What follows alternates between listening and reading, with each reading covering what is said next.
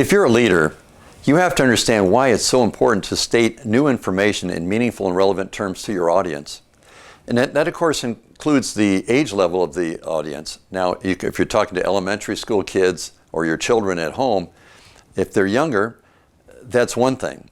They may not understand exactly why they need to change their behavior.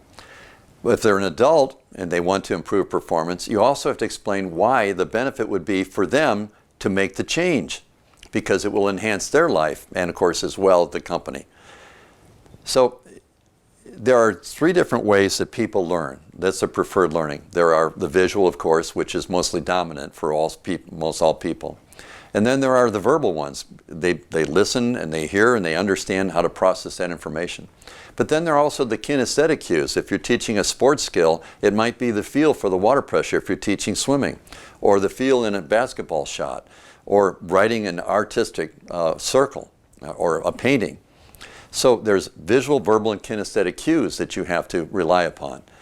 But again, if you have some prior knowledge that you know your learner already has stored in their brain and their information, then you want to associate to that so that they can then grab the new information and make it meaningful and relevant in their lives.